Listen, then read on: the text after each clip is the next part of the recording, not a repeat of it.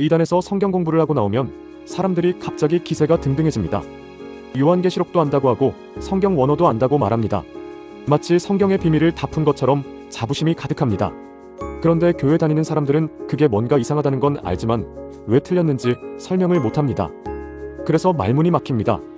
이단은 성경을 더 많이 알아서 강한 것이 아닙니다. 이건 이단이 강해서가 아닙니다. 교회가 가르쳐야 할 것을 먼저 가르치지 않았기 때문입니다. 오늘 그 이야기를 들려드리겠습니다. 태권도 도장을 생각해 보십시오. 도장에 관원들이 있습니다. 열심히 품새를 익히고 있습니다.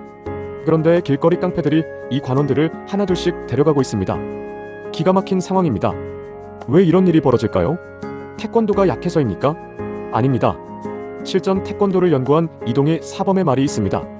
태권도 품새 속에는 실전에서 사용할 수 있는 모든 기술이 이미 다 들어있다고 합니다. 문제는 그것을 실전에 활용하지 못하고 있다는 겁니다. 교회도 똑같습니다.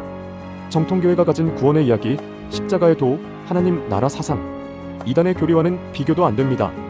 압도적으로 웅장하고 깊습니다. 그런데 그것을 성도들이 이해할 수 있는 틀로 가르치지 못하고 있습니다.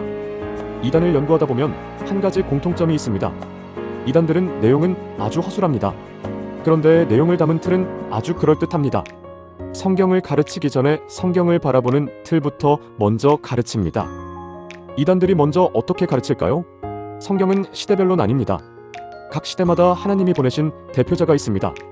오늘 이 시대의 대표자는 누굽니까? 이 틀을 먼저 심어놓으면 성경 구절을 아무리 가르쳐도 그 틀 안에서 해석됩니다. 반면 정통교회를 보면 탁월한 내용을 갖고 있지만 그것들이 서로 연결되지 않습니다. 창세기 설교 따로, 로마서 설교 따로, 요한계시록 설교 따로, 성도들 머릿속에서 하나의 이야기로 연결되지 않습니다. 이단은 잘못된 틀을 갖고 있고 교회는 틀 자체가 없는 겁니다. 이단이 어떻게 틀을 씁니까? 아주 간단한 예를 들겠습니다. 신천지가 처음 접근할 때 성경 교리를 가르치지 않습니다. 대신 이런 질문을 먼저 합니다. 목사님들이 성경을 제대로 가르치고 있을까요? 왜 기존 교회 성도들은 성경을 잘 모를까요? 진짜 성경을 가르치는 곳이 있다면 어떨까요? 이러한 질문은 교리 질문이 아닙니다. 틀을 바꾸는 질문의 시작입니다. 기존 교회에 대한 불신이 심어지고 제대로 가르치는 곳에 대한 기대가 생기면 이미 판단의 기준이 바뀐 겁니다. 그 상태에서 성경 공부를 시작합니다. 교회는 이 틀 싸움을 한 번도 제대로 해본 적이 없습니다. 교리로만 맞서려 합니다. 신천지의 교리는 이래서 틀렸습니다. 그런데 상대는 교리 싸움을 하러 온 게 아닙니다.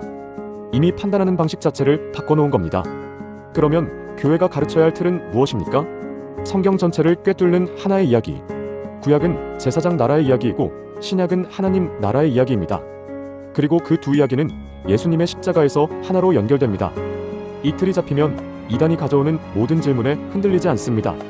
오늘 이 시대의 대표자가 누구냐는 이단의 질문을 받으면 이렇게 대답할 수 있습니다. 성경은 시대별 대표자 이야기가 아닙니다.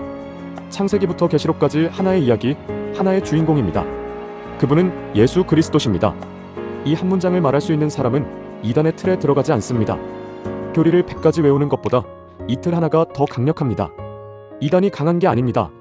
이단은 허술한 내용을 갖고 있지만 정교한 틀을 갖고 있습니다. 교회는 탁월한 내용을 갖고 있지만 그것을 하나로 꿰는 틀을 성도들에게 가르치지 않았습니다. 틀을 먼저 가르치십시오. 성경은 하나의 이야기입니다. 그 이야기의 문맥을 알면 이단이 문맥을 자르는 순간 보입니다. 그렇다면 이단은 그 문맥을 어떻게 자릅니까? 다음 강에서는 이단의 종말론이 왜 사람을 다치게 만드는지 말씀드리겠습니다. 구독과 좋아요는 이 채널이 계속될 수 있는 힘입니다. 다음 영상에서 뵙겠습니다.